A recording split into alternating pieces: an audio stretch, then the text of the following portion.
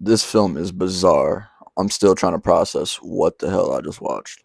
I will wholeheartedly admit I had to do some deep diving on this film as soon as I got done watching it to understand the deeper meanings and the undertones of what the hell was actually going on.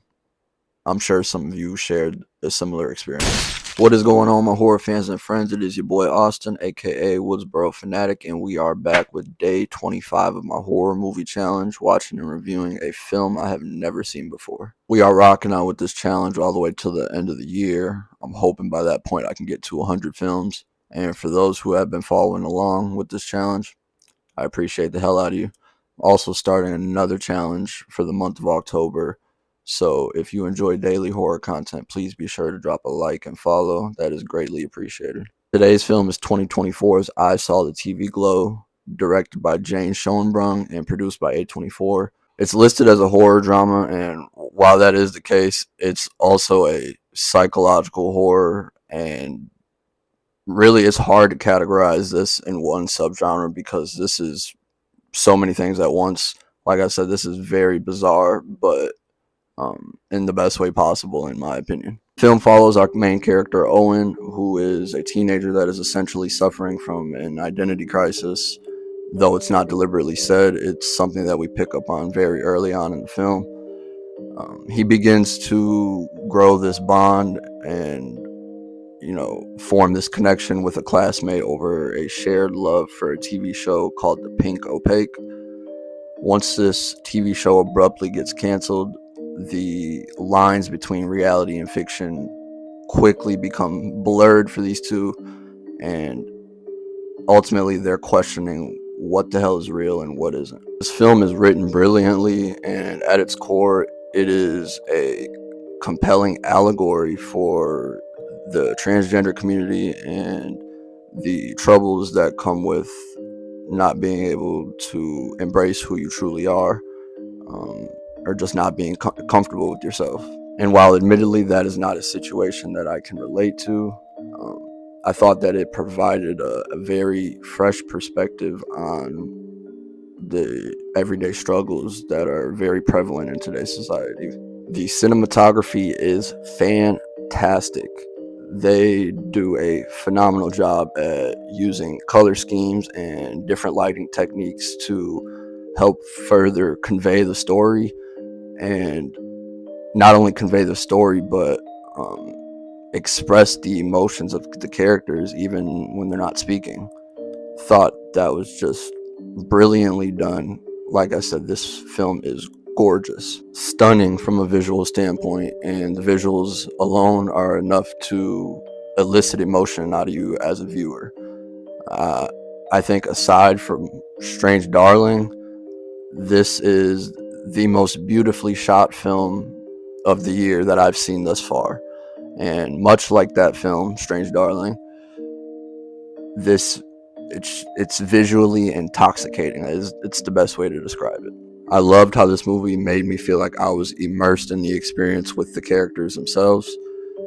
There are multiple sequences where we are looking through the lens of the characters as we're following the show that they're watching, and throughout these sequences there are a handful of just fucking unnerving and unsettling imagery. The visuals throughout these sequences are fucking weird. They're dreamlike, they're uncanny like. They tap into that childlike nature where you're looking at something and you can't distinguish whether or not what you're looking at is real, and it just makes you uncomfortable. This film has such a high level of obscurity to it that it's for sure going to evoke a, a multitude of different responses from everyone. Certainly won't be everyone's cup of tea, and some may even argue that this isn't a horror film. And this film is pretty weird to the point where it almost is in its own avenue of the genre, and it's like a avenue that hasn't been carved out yet. It's one that feels unfamiliar to a lot of people, and I think for a lot of people, unfamiliar to them equals not horror. I I see that a lot when filmmakers try to do something different, bring something original, new ideas, new concepts to the table. Um, it often like gets kind of misconstrued with different genres, but at the core, this is absolutely a horror film. The psychological trauma explored between these two main characters is definitely enough for me to consider this horror, especially because of the haunting manner in which it was explored, in which it was portrayed. Now, for a good chunk of people, the core themes that are being explored at hand might make them turn away from this film, say it's not for them. But I will say, I think the director did a great job at making the social commentary feel subtle. He's not looking to bang you over the head with the message. He's not looking to shove it in your face. And for me, I just appreciate that it's a refreshing experience, especially with certain topics or certain themes that are being explored throughout this. Um, there's always a chance that it could go south with that. So that's definitely a huge positive point for this film. I thoroughly enjoyed the performances from the two main leads. I thought their dynamic and their chemistry was on point, and a very interesting dynamic where they have very similar yet different contrasts of personalities, and both performers give just such strong emotional performances that give you no choice but to sympathize with each of them. Especially Justice Smith, who played Owen, phenomenal. His character is extremely timid and closed off with good reason, and because of that, his emotions and expressions aren't expressed verbally.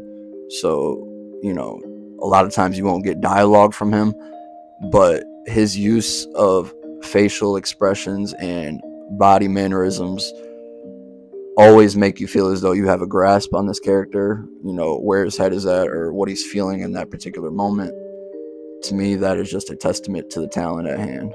Now, it certainly wasn't a perfect film. Like I said, I was genuinely confused for a good chunk of the runtime. Um, I think there's points where it feels maybe a bit too metaphorical. Um, I think overall the subtlety is very well done, but there are moments throughout the film where I could use just a bit more explanation as to what the fuck is going on. And there's certainly people who are going to have gripes with the pacing. It's going to feel slow to some. It wasn't the case for me, but understandable how some would say that. A lot of the film is just spent with these two people. You're watching this bond form, and you're just spending time watching these characters develop. Again, that's not going to be for everybody, but for me, I'm all about story and character development, so that was right up my alley. Overall, though, I really enjoyed this film. I think upon rewatch, I will definitely grow a newfound appreciation for it now that I understand the context behind it all, and I can go into it with a different lens, look at it from a fresh perspective. It's a very unique and experimental film that does a remarkable job at using filming techniques to convey the story at hand. If you are someone who appreciates those deeper aspects of what really goes into creating a movie, I would say give this a shot. This may be of your taste. The soundtrack fucking slaps. It's beautifully tragic in a multitude of different ways, and for me, it reiterated the importance of being comfortable with who you are.